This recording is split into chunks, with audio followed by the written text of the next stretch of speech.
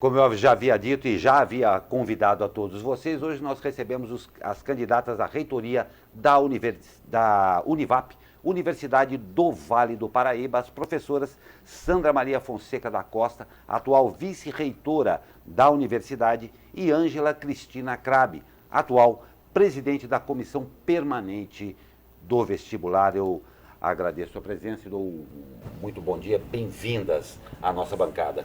Muito obrigada, Glauco, obrigada também o professor quiser. Gostaríamos de agradecer a oportunidade de falarmos um pouco desse processo, que é bastante importante para a instituição e com certeza para a comunidade joseense. Não tem a menor dúvida mesmo. Muito obrigada. E continuando aqui, a SP Rio Mais se compromete com a informação e imparcialidade nas eleições da reitoria dessa importante universidade de nossa cidade. Por isso, ambas as chapas terão 15 minutos de entrevista com perguntas pré-definidas e iguais, tendo a possibilidade de participação, claro, de você, nosso internauta. Portanto, senhoras, cabe às senhoras aqui regrar o tamanho das respostas e definir suas prioridades. Tá ok? Pode deixar. Podemos começar? Podemos. Então vamos lá. Então agora, com o tempo valendo, vamos conhecer os candidatos aí da chapa 2, a professora Sandra Maria Fonseca da Costa e a professora Ângela Cristina Crabe. Eu peço aí uma rápida apresentação. Então vamos ser bem breve mesmo. Bom dia a todos mais uma vez. Eu sou a professora Sandra Maria Fonseca da Costa. Eu tenho 28 anos de Universidade do Vale do Paraíba. Fui coordenadora de curso de graduação, fui coordenadora de curso de mestrado. Esqueci de falar que eu sou geógrafa de formação, tenho doutorado pela Universidade de São Paulo e pós-doutorado pela Universidade de Indiana, nos Estados Unidos.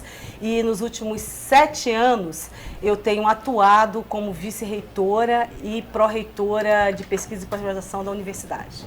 Bom dia, ouvintes e telespectadores. Eu sou Ângela Cristina Crabe, professora da casa há 11 anos, licenciada em Física, com doutorado e pós-doutorado também em Física. Fui astrônoma residente do Telescópio SOAR no Chile.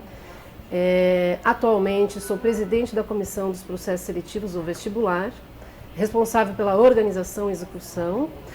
Também atuei como coordenadora do ciclo básico de todas as engenharias, além de ser professora da graduação das engenharias e da pós-graduação do mestrado e doutorado em Física. Muito obrigado pela apresentação e também, aí rapidamente, para a gente poder fazer essa inserção, quais as funções de reitores e vice-reitores em relação à faculdade e à comunidade joseense? Então, a reitoria é o órgão executivo da tríplice função da universidade. Então, ela tem que atuar na coordenação, administração, fiscalização da educação da universidade em relação a ensino, pesquisa e extensão, que é a tríplice função da instituição.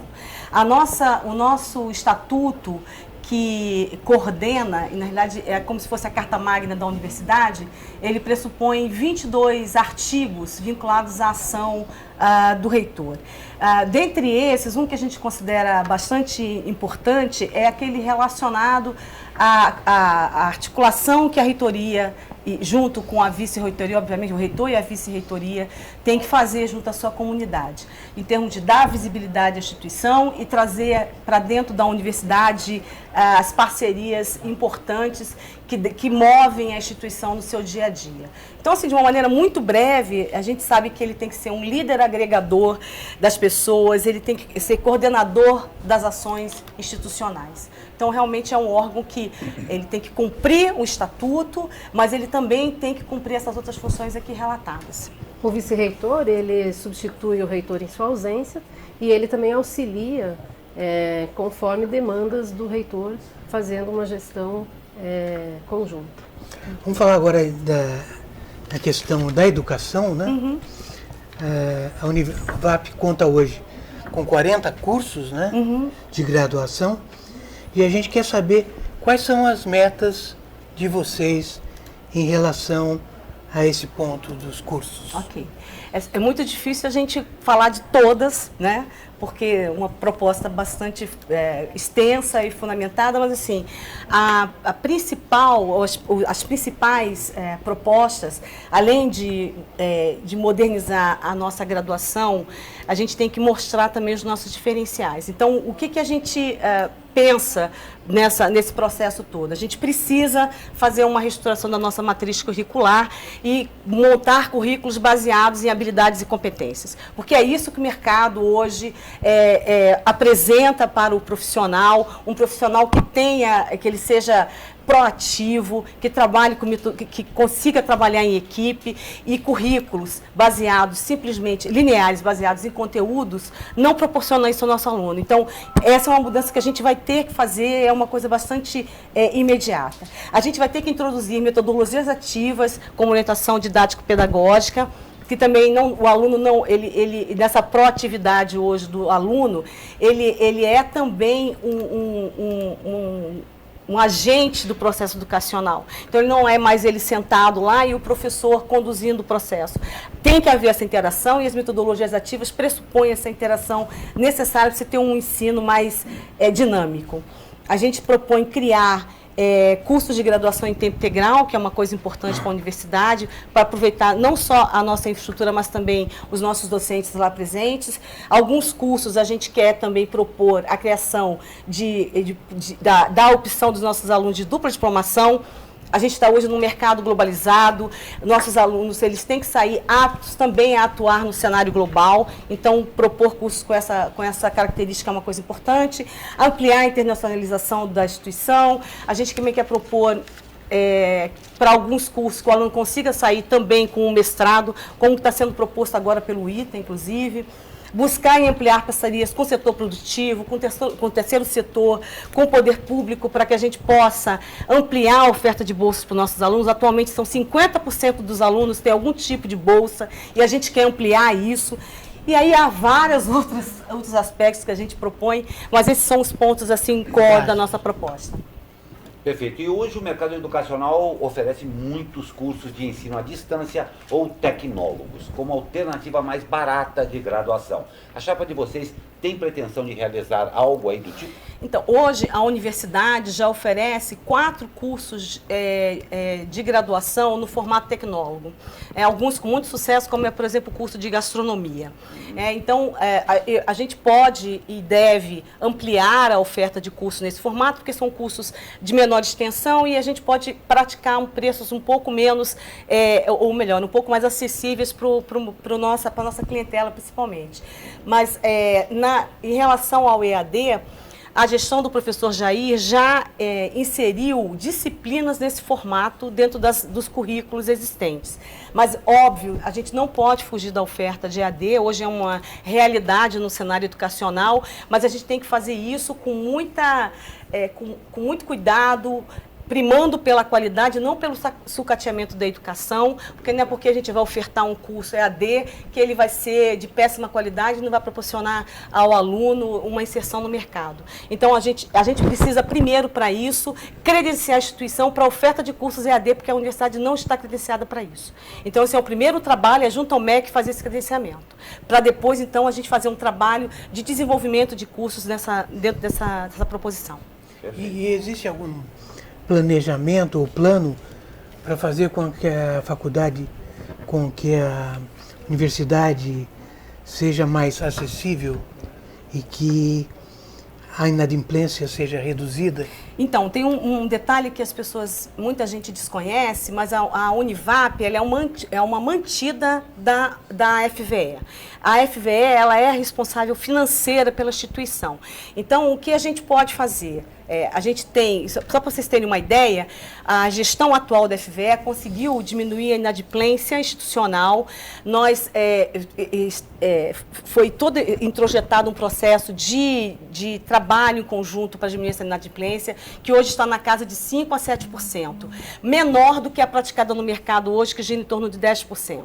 Então, em relação a isso, a gente está bem encaminhado. O que a gente tem que fazer é continuar trabalhando com a FVE no sentido de diminuir essa essa inadimplência e, óbvio, a gente deve sim fazer um trabalho de avaliação de mensalidades, mas também junto com a FVE, porque a gente não pode ser irresponsável sob o ponto de vista financeiro, porque a instituição é grande e ela precisa dessa tranquilidade também.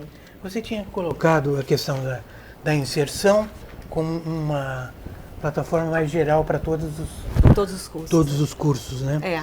Agora eu queria então falar sobre a questão da pesquisa. O Brasil vive um momento de que a pesquisa está sendo deixada de lado pelo governo. A valorização está muito evidente nas falas das autoridades. Sim, sim. E vocês têm lá o Instituto de Pesquisa e Desenvolvimento, né? Qual é a plataforma de vocês em relação à pesquisa e aproveitar a outra pesquisa em relação aos cursos de pós-graduação, né? Porque as duas coisas estão ligadas. Estão juntas, estão conectadas, sem dúvida. Eu me sinto muito tranquila para falar sobre esse tema, porque desde 2009 eu estou na gestão da pesquisa institucional, como diretora do Instituto de Pesquisa e Desenvolvimento e como pró-reitora de pesquisa e pós-graduação. Então, ao longo desse período, a Univap tem obtido resultados excelentes em relação à pesquisa. Para vocês terem uma ideia, desde 2012, o ranking da Folha, o RUF, nós temos aparecido entre as 10 melhores universidades em pesquisa no país, considerando a área particular.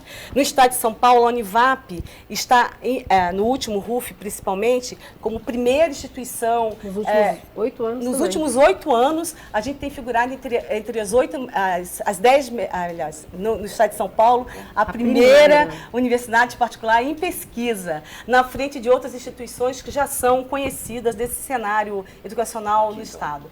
Então, nós temos uma competência em termos de pesquisa muito boa, reconhecido pelos ranqueamentos. O que a gente pode fazer, e aí tem uma outra coisa, a pesquisa gera muito recurso para a instituição. Recurso esse que tem sido aproveitado para investimento na própria graduação. O que a gente propõe para a pesquisa é ampliar o que já está sendo muito bem feito. Né? Então, as gestões, a gente precisa, inclusive, dar mais visibilidade a isso, porque a nossa comunidade não conhece o que é desenvolvido dentro da universidade em termos de pesquisa. Tem que vir na SPI. Sim, a gente vem com o maior prazer, pode convidar quantas vezes quiser.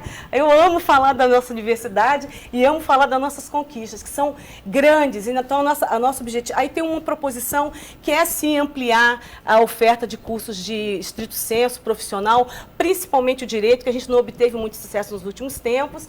A gente tentou desenvolver uma proposta e não conseguimos obter sucesso, mas o nosso foco é trabalhar um pouco mais nessa linha. E curso multiáreas também. Multiáreas, multidisciplinares. Perfeito. E a Univap tem aí mais de 4.000 alunos, cerca de 400 funcionários e o maior campus privado do Brasil. Sim. Começar a gente falar por partes sobre essa gestão. Primeiro, falar do interno. Quais as metas e planos para os cerca de 400 funcionários da Univap? Então, como eu mencionei, né, a FVE ela tem responsabilidade financeira e de gestão também do corpo técnico, administrativo e docentes. A Univap tem independência... A Fundação Vale Paraibana de Ensino. A Fundação Vale Paraibana de Ensino. A Univap ela é responsável pela gestão acadêmica, didático-pedagógica e a FVE pela gestão financeira. Então, não adianta a gente falar assim, eu proponho, eu vou fazer, porque isso é responsabilidade de candidato. Né? Então, o que a gente tem conversado muito é que a gente precisa estar mais próximo da FVE. Tem processos que são relacionados à universidade que a gente pode melhorar, porque a gente tem ainda papel circulando dentro da universidade. Papel para encaminhamentos e a gente precisa melhorar os processos. Desburocratizar, exatamente, tornar todos os procedimentos internos muito mais tranquilos para o técnico administrativo e até mesmo para os coordenadores. Então, esse é um ponto que a gente precisa fazer, porque senão a gente fica trabalhando estamos no século XXI trabalhando com uma estrutura de século XX. Não dá. Isso é um ponto importante. E outro ponto que a gente tem conversado muito é relacionado ao plano de carreira. Mas esse é um problema que nós temos que conversar também com a FVE, que é a nossa mantenedora. A fundação é formada por quem? Por pessoas da própria universidade? A fundação, ela tem uma estrutura administrativa, eu vou falar da FVE agora, ela tem uma estrutura administrativa que é compartilhada pelas mantidas.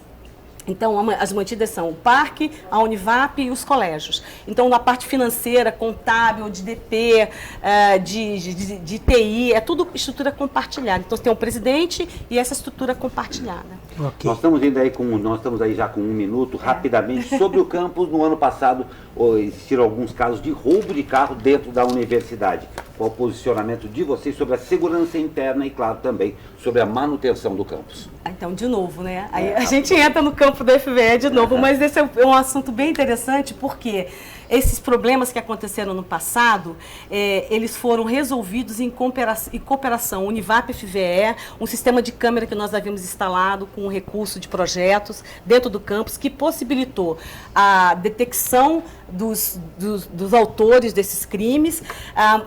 Acompanhamos quando eles entraram no campus que eles iam efetuar um outro roubo, comunicamos à polícia e prendemos em flagrante. Então, e o nosso campus é um campus enorme, que é acessado pela comunidade e a FVE está atenta, ele é aberto e a FVE está atenta a isso. Nós estamos implantando um sistema de segurança agora, quer dizer, a FVE está fazendo isso com câmeras em todo o campus. Então, assim, a FVE está cumprindo a sua responsabilidade em relação a essa segurança que não é só de quem trabalha lá, é de quem estuda e de quem visita o campus diariamente. Não tem a menor dúvida, nós vimos aí o cronômetro já zerou, mas a gente não é tão rígido assim como aconteceu com a dupla que as precedeu aqui também. Eu gostaria que vocês mandassem aí um recado para o público da faculdade, para a gente encerrar essa participação aqui. Eu posso falar, Angela, porque eu estou assim na adrenalina. Olha, pessoal, o pessoal que está nos ouvindo, eu queria primeiro agradecer pela oportunidade de participar de um processo como esse, democrático, e dar também visibilidade a esse processo, agradecer aos parceiros que permitem também dar visibilidade a esse processo à comunidade. Foi um processo curto, intenso, vocês podem ter certeza que a gente quer fazer diferença na vida da nossa universidade, é por isso que a gente aceitou esse desafio, é por isso que a gente está dando a cara a tapa, e a gente conta com o apoio de vocês. Leem as duas propostas, não apenas a nossa proposta, leem as duas, construam uma análise crítica, porque isso é importante nesse processo eleitoral. Eu tenho certeza que ao ler, vocês vão fazer a melhor opção. Chapa 2. Obrigada. Meus parabéns. Muito obrigada. Nós agradecemos muito pela participação, esse compromisso da SP Rio Mais, sempre com a verdade, com a transparência à disposição aqui. Hoje, nessa feita aqui, as candidatas à reitoria da Univap, Universidade do Vale do Paraíba, as professoras Sandra Maria Fonseca da Costa e Ângela Cristina Crábio. Nosso muito obrigado. A gente é que agradece. Obrigada, nós estamos Glauco. de portas abertas aqui sempre. Com toda certeza. A gente volta quantas vezes quiser. Sendo reitor ou não, eu amo falar sobre a universidade. Pode convidar. Muito obrigado e boa sorte. Muito obrigada.